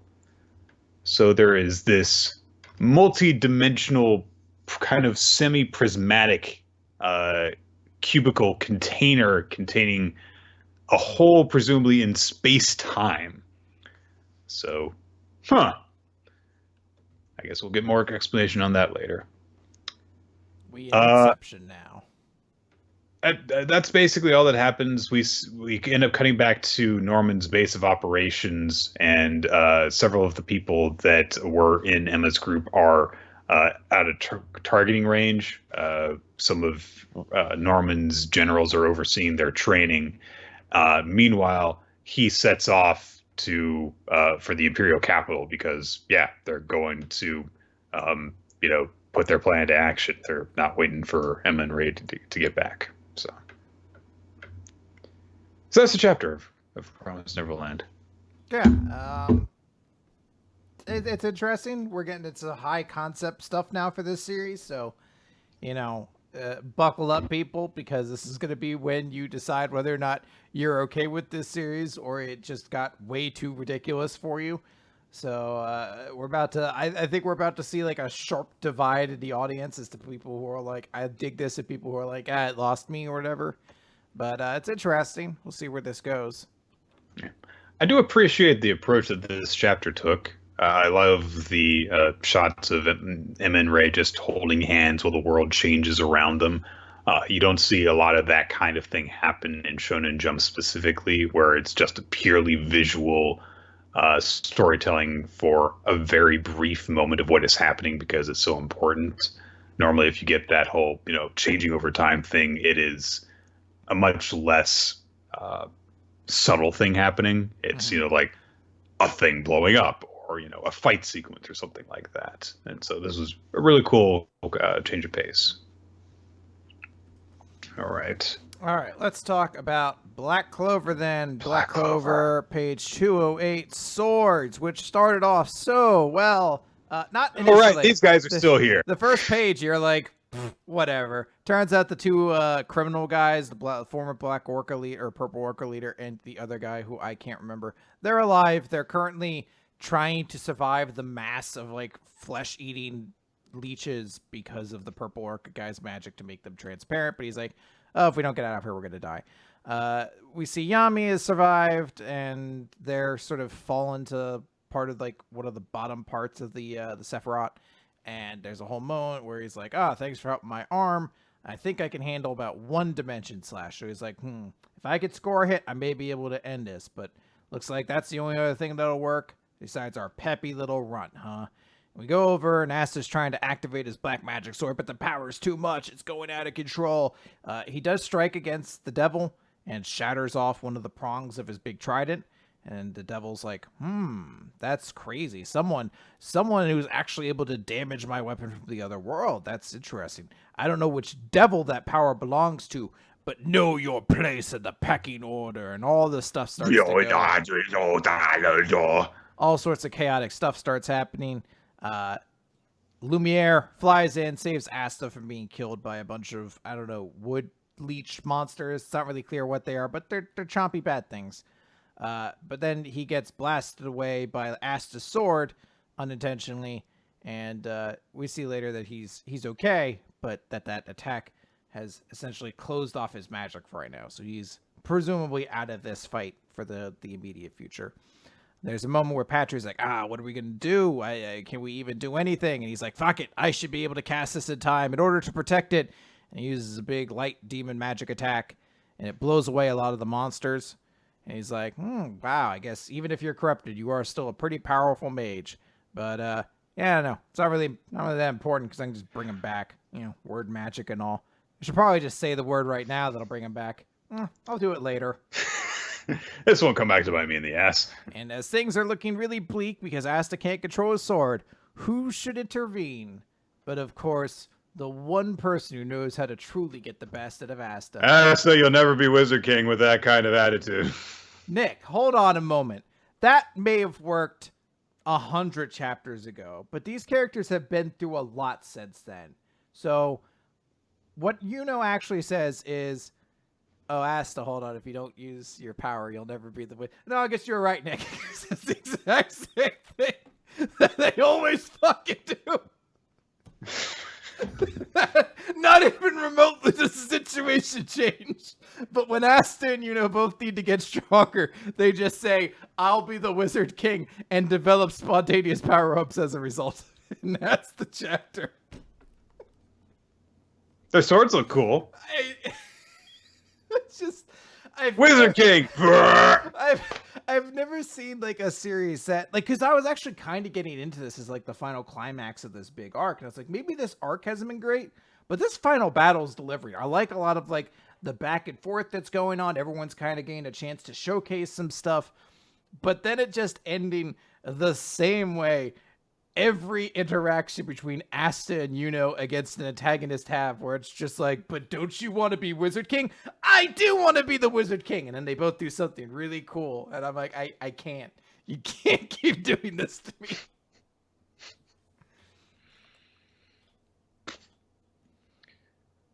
One Piece. All right, let's talk about One Piece. Chapter 945, Olin. So we see more of the fallout of what's going on after Yasuye's execution. Zoro is continuing to fight against Kyoshiro, but Kyoshiro is not moving an inch and doesn't seem to be being pressed hard at all yet. The Orochi Oniwabanshu, the secret police who we saw looking after the Emperor before, are like, the Straw Hat Pirates are here. Capture one of them, and then we'll torture them. We'll figure out what the hell they're trying to do. But the Straw Hats basically scatter. Sanji continues to fight against X-Drake. Usopp grabs Otoko and runs. Brook ends up chasing off some people with his spectral entity thing. Occurs. Then we cut over to Law, who is confronting Hawkins. Hawkins has two of his men in a cell, and Law's like, "Where's Beppo?" basically, and Hawkins is like, "I was gonna put all of my hostages in the same place for you to find really easily," and he's like, "You aren't going to be able to defeat me." And he cuts his arm. Hawkins cuts his own arm, and says, and Shachi, one of Law's men, the same cut appears on his arm. And Hawkins says, "I've got 4 lives in my possession right now. The 2 of them plus Beppo. You can only strike me down for good after your 3 subordinates are dead." So, real bastard move, using human shields this way. Sanji, as he's fighting with X-Drake, is like, "There was a beautiful woman here under attack, and she needs my help." But he sees Zoro save Komurasaki from attack, and then he grabs her and starts running through people. And Sanji's like, he knows her? Oh, but he's got a lower bounty than me! It's not fair! Oh, Sanji, you're so simple. Good boy. Then, and probably the most important development of this chapter so far, Ashura figured out that he was set up by his supposed old friends, and Dogstorm has to beg on Kinemon's behalf, and then Kinemon begs on his own behalf, and he's like, "Look, I'm sorry. It never occurred to me that 20 long years can change a man, and so I arrogantly presumed that you would help if I invoked the sake of our liege, and when time pressed, I forced the issue. Forgive me. But the plan is still alive. Lord Yasuye gave his life to deceive the enemy and divert attention. If anyone is aware that the moon tattoos are not just a fashionable fad, it is the samurai who are apprehended for bearing them. On the night of the fire festival, we will strike Onigashima, the Isle of Ogres. If all of this frees the samurai of the capital, I know that we will have their help.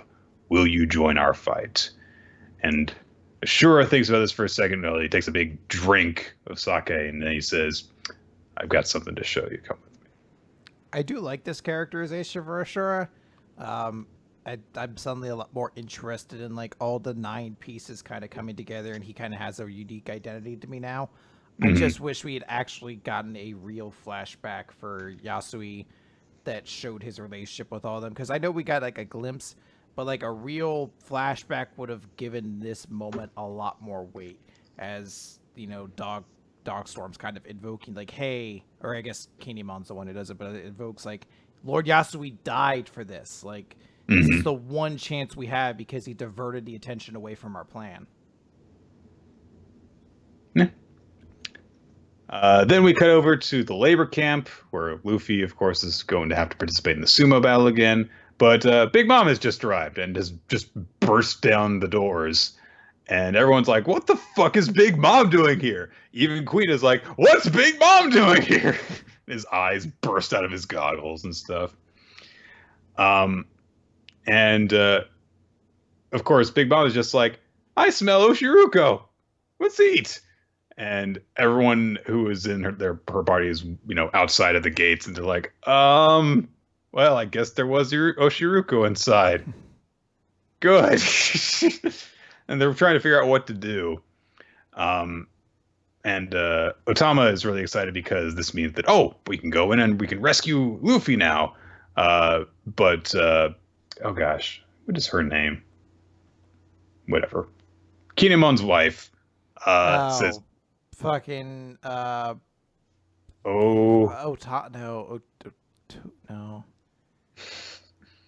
It's like Otama, but not. Otoko?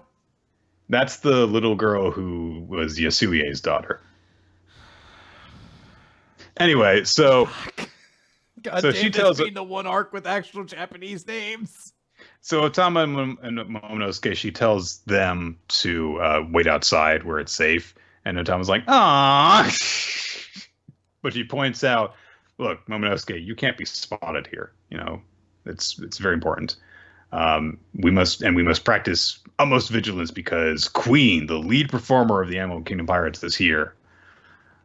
So she, ties like a handkerchief around her face so that she looks like a bandit. And Chopper's like, "What the fuck is wrong with you guys? Why do you guys keep doing that?"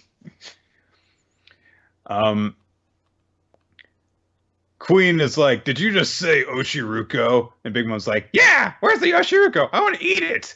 And Queen's like, "Who told you that?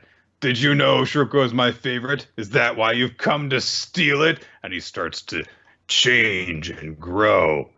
And Luffy points out, "Jackie's gonna drown. If you pull them up, please." And Queen says, "This is really important," right? Because Luffy's like, "You guys are arguing about nonsense," and Queen says, "You call this nonsense?" And everyone's like, "Fighting with Big Mom over food is gonna be really bad, Master Queen." It's like, "We have plenty of Oshiruko, but it's all mine. You won't get a drop of it, old hag." And he's turned into a fucking Brachiosaurus with a giant mustache and a braid that goes down his neck. And he looks fucking awesome. And his cigar has grown up with him as well. With him.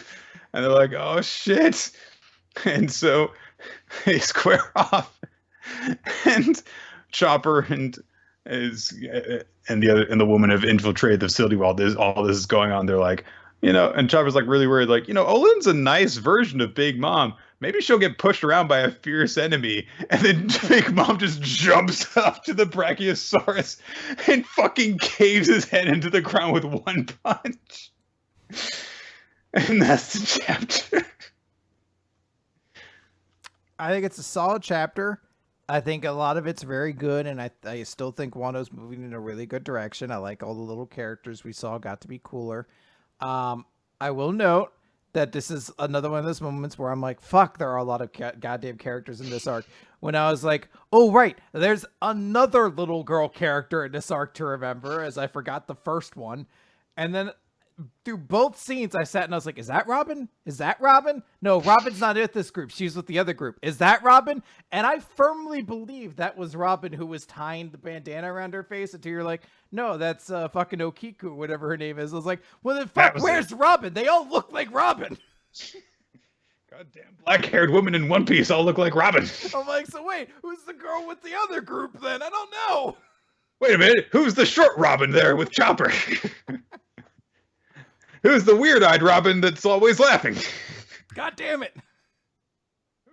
With glasses that hangs out with Smoker. Who's Dog Robin?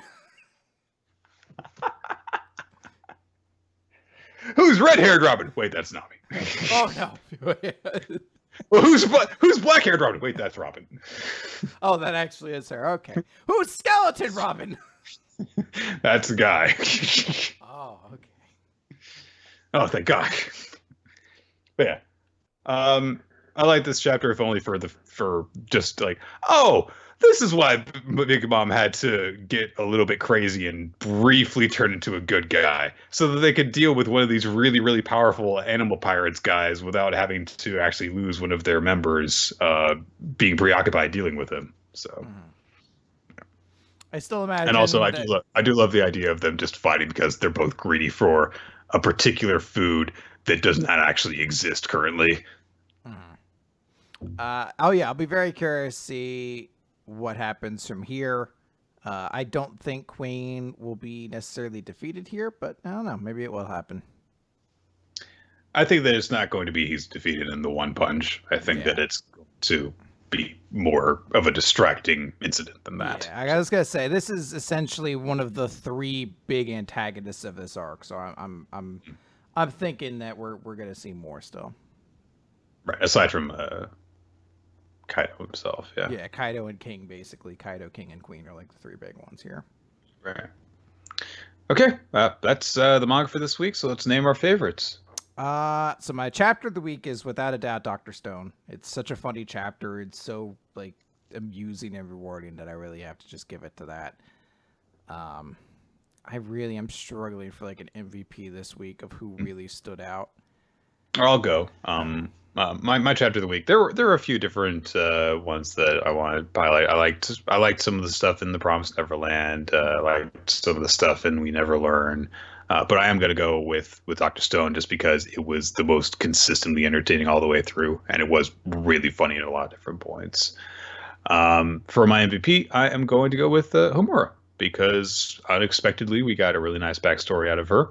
And all of a sudden, this stupid character gimmick that I have found largely bearable and you have found really annoying, it seems a lot more like there's a purpose behind it. And it was suddenly really endearing. So Yeah, you make a good point. I think I'm going to agree with Aurora as well. That is, I had to like stop and be like, that's a damn good reason, you cocksucker.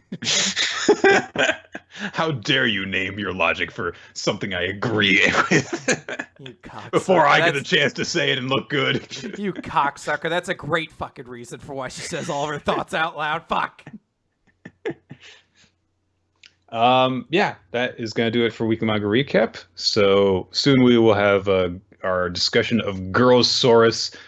It's going to be so intellectual. Let me tell you, it's going to be so deep and moving.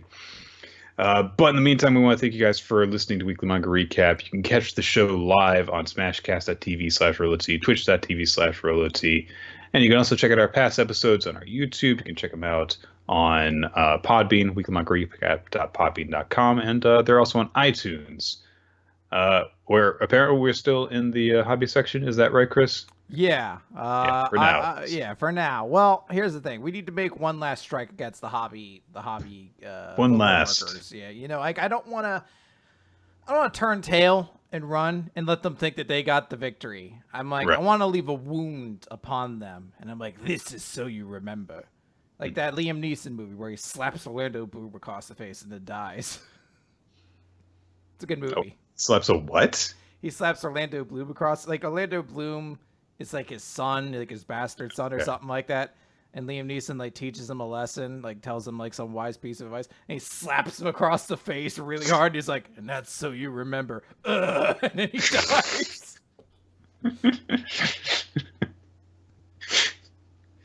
Anyway. It's good times. We record the show generally around 7:30 Eastern time here on Wednesdays. But if you would like to stay updated on exactly when we're going to do it, because things do change based on our availability, you can follow us on Twitter at WMR Podcast for the official podcast account, and your hosts at RoloT and at Nick F. Time.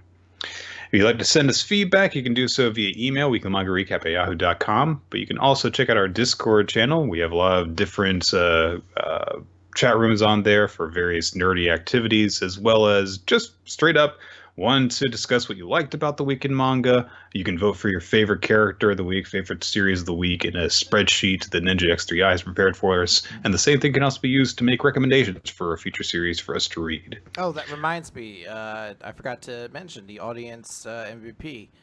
They liked the 7 Deadly Sins as their favorite chapter of the week, and Estelle was the character MVP. Our viewers really like Estelle, so that's not too surprising. So. We would like to extend special thanks to our Patreon supporters. You allow us to create all sorts of fun bonus content for you guys to enjoy, as well as Steve Manor, Talcott Artist, and Infamous Planet, who, I don't know, does something around here? I'm not sure. We gotta look up what his job description is. So. I think it's sitting around occasionally complaining about his family to me on Twitter or on Skype. That's most of the interaction I have with him. It's gonna be great to put on a resume one day. Ace complainer. He thinks he's the best, I assure you.